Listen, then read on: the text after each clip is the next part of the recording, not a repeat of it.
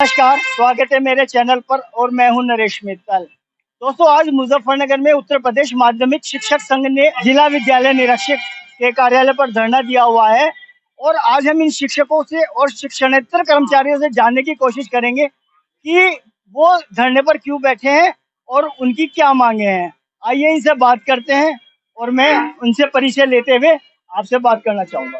नमस्कार। नमस्कार सर, अपना परिचय दीजिए। मैं doctor Deepak Garg, SD inter college Muzaffarnagar. आज यहाँ मुजफ्फरनगर दफ्तर पर आप धरना प्रदर्शन कर रहे हैं, आपकी क्या मांगे हैं? क्या ऐसी परेशानियां हैं जिसकी वजह से आप मजबूर हुए कि धरना प्रदर्शन? इसके लिए हमारी जो है संगठन की मांग 26 सूत्रीय मांगे हैं। उसमें मुख्य मांग है कि इन स्कूलों का जो अशासकीय सहायता प्राप्त स्कूल है राजकीयकरण किया जाए और हमें एनपीएस यूपीएस में ना उलझाकर वही ओपीएस दी जाए जिस ओपीएस को नेता लोग ले रहे हैं। वो हमारी पेंशन को बोझ बताते हैं और अपनी पेंशन को जो है हंसी खुशी ले लेते हैं। आपकी मुख्य मांगे दो चार क्या है? 26 मांगों का आपका चार्टर है। जी जी। आप कितनी ऐसे मुख्य मांगे हैं जो थोड़ा हमारे दर्शकों के लिए आप बताएं। पहली बात तो यही है, राजकीयकरण, ओपीएस और कैशलेस जो है मेडिकल का जो है सुविधा, हाँ वो सुविधा मिलनी चाहिए। नियंत्रण हो, एनओसी रहित हो, उसमें जो है जो पैसा दिया जाता है, फाइल को दबाया जाता है, वो भ्रष्टाचार दूर किया जाए। आपके विभाग में या कहें आपका विभाग स्थानांतरण के भ्रष्टाचार में बहुत मशहूर है, क्या कहना चाहिए? एक एक फाइल को जब तक उस पर वजन न रखो आगे नहीं सरकती। कितना वजन की जरूरत है? अब वजन तो अलग अलग हिसाब है हर जगह। हमारे दर्शकों के लिए 5 लाख 7 लाख 10 लाख 2 लाख ऐसा नहीं हम कह सकते इस बारे में कुछ भी, लेकिन ये जैसा व्यक्ति देखते हैं वैसा उसको काम कर लेते हैं। समाज के शिक्षक है, आप भ्रष्टाचार को बढ़ावा क्यों देते हैं? उनको पैसा नहीं, कोई देना नहीं चाहता। जब उसकी गर्दन फंसा दी जाती है, उसको बिल्कुल परेशान कर दिया जाता है, 3-3 महीने एक फाइल सरकी रहती है, तब जाकर उसको मजबूर किया जाता है। शिक्षक जो समाज का प्रदर्शक होता है, क्या वो इतना मजबूर हो जाता है कि वो अधिकारियों को पैसा देने के लिए मजबूर हो जाता है? नहीं, शिक्षक समाज का प्रणेता रहा है, समाज को जो है आगे बढ़ाने की दिशा देता है, लेकिन उसे जो है अपना परिवार भी देखना है और जब उसको विवश किया जाता है तब इस चीज पर आता है, अन्यथा वो है बिल्कुल उसका घोर विरोधी है। वो बिल्कुल तन से मन से बिल्कुल नहीं देना चाहता है 1 रुपया किसी को भी। उसकी कठिन मेहनत की कमाई है। नमस्कार, मेरा नाम बबीता राणा है। मैं वैदिक पुत्री इंटर कॉलेज मुजफ्फरनगर में शारीरिक शिक्षिका के पद पर तैनात हूँ। आज आप यहाँ धरना प्रदर्शन दे रहे हैं, मेनली जो मुझे मांग दिखाई दी है वो ओपीएस है। ये आपको यूपीएस क्यों पसंद है?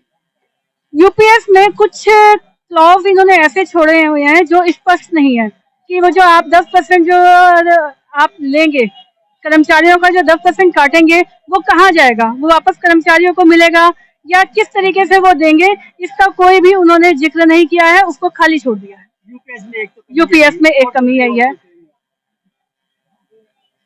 और डीए भी नहीं बढ़ रहा है हमारा उसमें जो है ना। और एक चीज और है, जो हमारा जो 50% का जो वेतन हमें दे रहे हैं, लास्ट जो 12 महीने के 50%, उसका वो मूल वेतन के हिसाब से देंगे, लास्ट सैलरी जो हम ले रहे हैं उसके हिसाब से नहीं। यूपीएस और ओपीएस में क्या जरा मेरे दर्शकों के लिए आप पहला फर्क तो यह है, ओपीएस में 20 साल की सेवा में पूरी पेंशन मिलती है। इसमें जो है यूपीएस में बताया गया है कि 25 साल की सेवा होगी तब पेंशन मिलेगी फुल उसको। दूसरा, अगर कोई आदमी बीआरएस लेता है, ओपीएस में कभी भी बीआरएस ले, 48 साल पे ले, 55 पे ले, 56 पे ले, उसको अगर 20 साल पूरे हो गए तो पूरी पेंशन मिलेगी। परंतु यहाँ अगर एक व्यक्ति 52 साल की एज पे बीआरएस लेता है तो उसको पेंशन नहीं मिलेगी, पेंशन मिलेगी 60 साल बाद। तो क्या 8 साल की गारंटी सरकार देगी, टोकन देगी कि 8 साल जिंदा रहेगा आदमी पेंशन लेने के लिए? 2004 से ओपीएस जी, 2004 से 24 आते आते आप लोगों के संगठन तो थे, लेकिन क्यों विरोध नहीं हुआ? सरकार ने जो सच बाग दिखाए थे, ये एनपीएस ये है, करोड़ों में खेलोगे, ओपीएस से भी दुगनी पेंशन मिलेगी, तो इस बात को सरकार की बात पे विश्वास किया, लेकिन धीरे धीरे जब वो रिटायरमेंट होना शुरू हुआ तो लोगों को पता लगा 700 पेंशन मिल रही है, 800 पेंशन मिल रही है, 1200 पेंशन मिल रही है। जब जाकर लोगों को समझ में आया कि सरकार ने झूठ बोला और 20 साल तक उसको तारीफ करते करते आज उस एनपीएस को वापस दे रही है। अब यूपीएस की तारीफ करेंगे 20 साल तक, ये बहुत अच्छी है। एनपीएस स्कीम अपने आप में जहाँ तक मुझे समझ आता है वो सारा पैसा इक्विटी में लगाने के लिए होता नहीं नहीं, शेयर बाजार में लगता है, इक्विटी में नहीं लगता। इक्विटी में नहीं लगता, है, शेयर बाजार में। शेयर बाजार में लगता है, और वो भी गवर्नमेंट बॉन्ड में, जिसका रिटर्न ही 5% होता है। अगर एक आदमी प्राइवेट लगाता है अपनी इच्छा से, कहीं लगाए उसकी इच्छा है, लेकिन सरकार लगाती है गवर्नमेंट बॉन्ड में। अगर जीपीएफ में ब्याज मिलता है, वहां तो मिल रहा है 7.1 या 8%, और वहां मिल रहा है 5%, उसको रिटर्न ही नहीं मिलेगा। और सबसे बड़ी बात, एनपीएस का पैसा ही समय से जमा नहीं होता है। यहाँ मुजफ्फरनगर की बात करें तो जून 2030 तक का पैसा जमा है, 1 साल का पैसा जमा ही नहीं है। जब से एक साल तक आप पैसा जमा नहीं करोगे तो उसे रिटर्न क्या मिलेगा? तो इसके लिए आप लोग आगे कोई कार्रवाई नहीं करते कि ऐसा पैसा एनपीएस का पैसे छूट गया क्योंकि आपको रिटर्न नहीं मिलेगा? नहीं, कार्रवाई क्या करे, शिक्षक क्या कर सकता है? शिक्षक धरना दे सकता है, धरना दे रहा है, अधिकारी से गुहार लगा रहा है, ऊपर तक हम अपनी वो भेजते हैं, लेकिन सरकार नहीं करती तो सर शिक्षक क्या करेगा इसमें? इसके अलावा मेरा नाम विजय कुमार त्यागी। मैं उत्तर प्रदेश माध्यमिक शिक्षणेतर संघ का जिला अध्यक्ष और प्रदेश उपाध्यक्ष हूँ। और आज सब कर्मचारी या शिक्षक जो भी इकट्ठा हुए हैं, ये ओपीएस बहुत बड़ा मुद्दा और यूपीएस और एनपीएस का जो अंतर है वो मोटी भाषा में समझाऊं, केवल जो देहाती भाषा में है, ताकि हमारे दर्शकों को पता लग जाए। सपोज करो ये कुर्ता पेट पर नहीं आ रहा, इसके बटन बंद कर दिए, और बटन बंद नहीं हो रहे तो ये एनपीएस समझ लो खुले हुए है। और फिर कहने लगे भाई यूपीएस क्या हुआ कि टेलर के पास अगर मैं जाऊं तो पीछे से कैंची लेकर काट देगा और ऊपर तक पहुंचा देगा, और वो फिर पीछे से खुल जाएगा तो यहाँ बंद हो जाएगा। तो बस वही ओपीएस और यूपीएस का और एनपीएस का यही अंतर है जी, मेन केवल छलावा है और कुछ नहीं। वरना अगर ओपीएस बुरी होती तो हम तो ये कहते जितने जनप्रतिनिधि हैं, विधायक हैं, एमपी हैं, राज्यसभा सांसद हैं, वे अपनी पेंशन छोड़ दें और वे नई एनपीएस स्कीम को धारण कर लें। केवल और केवल जो 40 साल नौकरी कर रहा है कर्मचारी और उसकी ओपीएस की मांग को दरकिनार करके, वो तो उसका बुढ़ापे का सहारा है।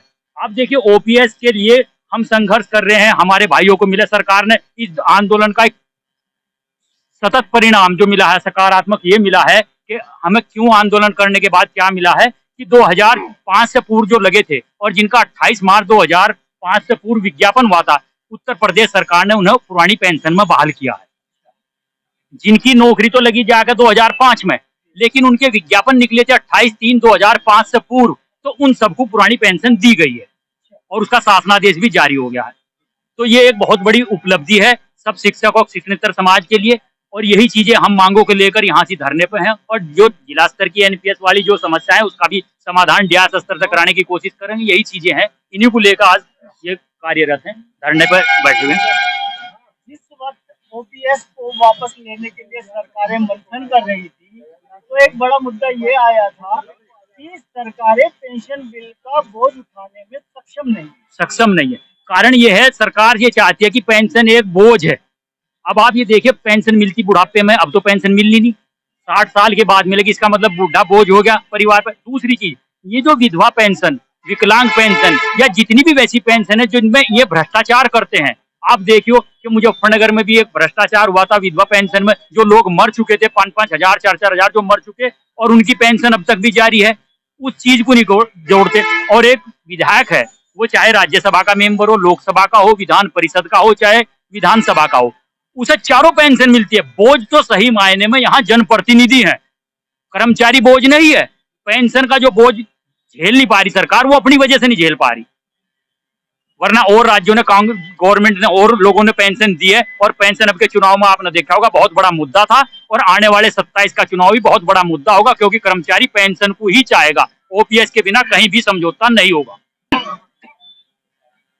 तो आपने देखा शिक्षक नेताओं की, शिक्षणेतर कर्मचारियों की बातें, जिन्होंने अपने मुद्दे खुलकर कहे। धन्यवाद।